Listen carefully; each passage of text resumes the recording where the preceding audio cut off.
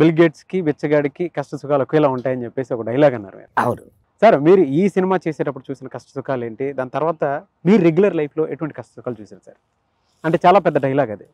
అంటే కష్ట సుఖాలనేవి ఒకేలా ఉంటాయని. అది అనుభవించినాడు చెప్పటానికి, మామూలుగా ప్లెయిన్‌గా కుర్రాళ్ళు చెప్పడానికి చాలా తేడా ఉంది. అవును. నేను అనుభవించాను. నా 9వ ఏట మా అమ్మ చనిపోయింది.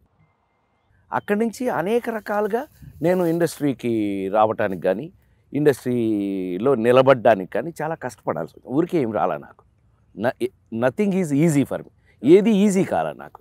సో అటన్నిటినీ ఉన్నటువంటి ఆ ఎక్స్పీరియన్స్ ఏదైతే ఉందో, ఆ మాట చెప్పేటప్పుడు ఆ డెప్త్ వస్తుంది. బిచ్చగాడికైనా, బిల్ గేట్స్‌కైనా కష్ట సుఖాలు ఒకటే. అంటే కష్టం వచ్చినప్పుడు కష్టమే, సుఖం వచ్చినప్పుడు సుఖమే. బట్ వాడి రేంజ్‌లో అనుభవిస్తాడు అంతే. అది. సో అలాంటి మాటలు చెప్పేటప్పుడు కూడా కొంత నాకు సాటిస్ఫాక్షన్ ఎక్కడొస్తుంది అనంటే, అనుభవం పనికొచ్చిందే దీనికి. అంతే కదా! అనుభవించి చెప్పటం వేరు, నువ్వు మాట కేవలం మాటగా చెప్పటం వేరు. సో అనుభవించి చెప్పడమే బాగుంటుంది ఎప్పుడు.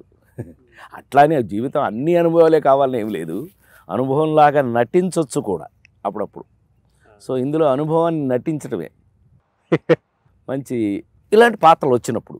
రాజేంద్ర ప్రసాద్ గారంటే నేను విన్నదాని ప్రకారం కెమెరాలో అంటే ఏడుపు షాట్ అనేది ఒకటి పెడితే టక్కన కళ్ళెంబడి నీళ్ళు వచ్చేస్తాయంట. ఎలా సార్ అది? అంటే ఏ అనుభవం ద్వారా వచ్చింది అది మీకు? నువ్వు మొత్తం నాకున్న టెక్నిక్ అంతా లాగేస్తున్నావు నువ్వు.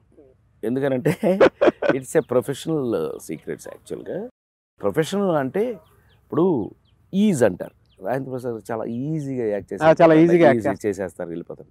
ఇవన్నీ రావడానికి మేమంతా యాక్చువల్గా మేము చదువుకున్న ఎడ్యుకేటెడ్ యాక్టర్ నేను. అంటే ఫిల్మ్ ఇన్స్టిట్యూట్ గోల్డ్ మెడలిస్ట్.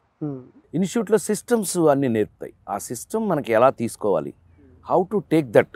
ఇప్పుడు ఏమండి ఒక 100 కిలోల బస్తా మొయ్యాలి అంటే 100 కిలోల బస్తా పెట్టాల్సిన అవసరం లేదు. 100 కిలోల బస్తా అని అంటే కనుక నువ్వు మద్రాసు వస్తే నిజంగా చంపేస్తావా ఏంటి? ఇది చేయకూడదు కదా. అందుకని ఏంటంటే it is only make believe. మాకు అండర్లైన్ అది డైలాగ్ మాకు ఫిల్మ్ ఇన్స్టిట్యూట్లో. నమ్మించటానికి ఒక్కోసారి మనం నమ్మాల్సి వస్తుంది. మనం నమ్మందే అక్కడ నమ్మించలేవు. అన్నీ ఇట్స్ ఎ సిస్టమ్. మా సిస్టంలో అందుకని మా స్టూడెంట్స్ అందరూ కూడా చాలామంది చెప్తూ ఉంటారు. అందులో నేను కూడా ఒకడిని. మా ఇన్స్టిట్యూట్ నుంచి వచ్చిన మా ఇన్స్టిట్యూట్ నుంచి వచ్చిన రజనీకాంత్ గారు, చిరంజీవి గారు, ఇట్లా చాలామంది మన వాళ్ళు చాలామంది ఉన్నారు. వాళ్ళు ఒక్కొక్కరు ఒక్కొక్క టైప్ ఆఫ్ ఎక్స్పీరియన్స్ వాళ్ళకి. నాకేంటి అంటే నాకు ఈ నవరసాల్లో ఏ రసం తీసుకోవాలి ఎలా అయినా సరే. అందుకే అంటారు ఎన్టీ రామారావు గారు వారి వెంట నేను ఇన్స్టిట్యూట్లో అప్పుడు జాయిన్ చేసి తిరిగినప్పుడు ఆయన ఎప్పుడు అడుగుతుండేవారు, నువ్వు కామెడీ చాలా బాగా చేస్తావంట, కామెడీ మీకు బాగా నేర్పారా ఇన్స్టిట్యూట్లో అని అడిగారు ఆయన. ఇట్లా కామెడీ అని, విలనీ అని, హీరోయిజం అని అట్లా సెపరేట్గా నేర్పరండి. ఆర్టిస్ట్ ఎలా తయారవ్వాలో నేర్పుతారు. ఆర్టిస్ట్ అనేవాడు ప్రతిదీ చేయాలి. మీరు చెప్పారా అట్లా ఎన్టీ రామారావు గారు? ఆయనకి నేను ఆయన అడుగుతుండేవారు చాలా ఇంట్రెస్టింగ్గా. ఇన్స్టిట్యూట్ ఏం నేర్పిస్తారు మీకు, మేమంతా ఎక్కడ నేర్చుకున్నాం అన్నారు. మీకున్న ఇన్స్టిట్యూట్లు మాకు లేవండి. ఒక కేవీ రెడ్డి గారు ఒక ఇన్స్టిట్యూట్, ఒక ఎల్వి ప్రసాద్ గారు ఒక ఇన్స్టిట్యూట్, ఇట్లా బోల్డెన్ ఇన్స్టిట్యూట్లు ఉన్నాయి మీకు, మాకు అన్ని లేవండి, మాకు ఒకటే ఇన్స్టిట్యూట్ అని అంటే ఈ యూస్ టు ఫీల్. చాలా ఇంట్రెస్ట్గా అడిగేవారు వారు. చెప్తే ఆయన అంత బాగా ఎక్కించుకునేవారు.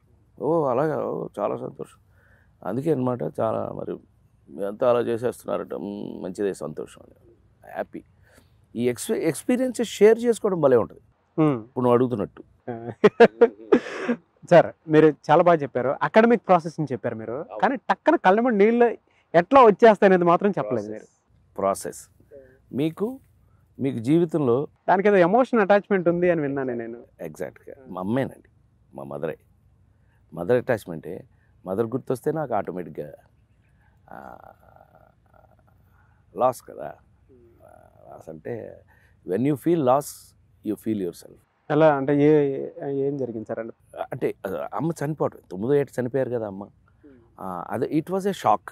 మేము అంటే 9వ ఏడు అంటే ఏ మనిషికైనా తెలిసి తెలియని, తెలుసుకుంటున్న వయసు, అటాచ్మెంట్ అవుతున్న వయసు. అని మా అమ్మ కొంగు పట్టుకుని ఇప్పుడు వదిలేవాడిని కదండి నేను. తిరుగుతే సడన్గా షీఈ్ నో మోర్. లేదు ఆవిడ. నాకు అమ్మ కావాలి. ఎలా, ఎక్కడి నుంచి వస్తుంది? రాదు కదా. లాస్ సడన్గా తీర్చలేనిది. అమ్మ లాస్ అనేది ఎవరి వల్ల తీర్చలేదు. తల్లి ఒక్కటే ఆ కడుపులోంచి మనం వచ్చాం కాబట్టి.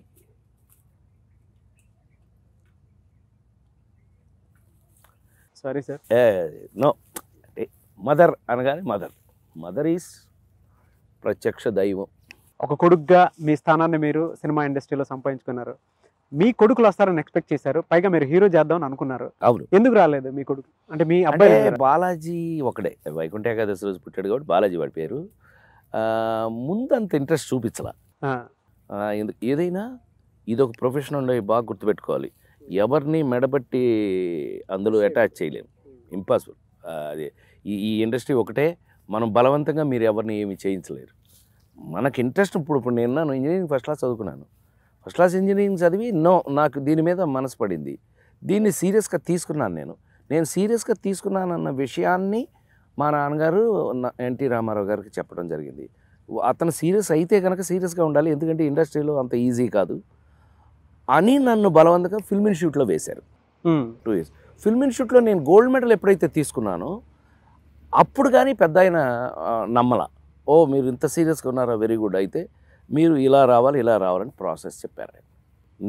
నీకంటూ నీకు ట్రెండ్ లేకపోతే సినిమా ఇండస్ట్రీలో నిలబడలేవు. నేనున్నాను.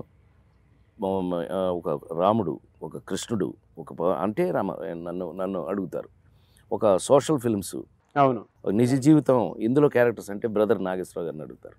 ఒక డిష్యూమ్ చేయాలి అంటే తమ్ముడు కృష్ణ గారు ఉన్నారు. ఆయన అన్న మాటలు. అవునవును.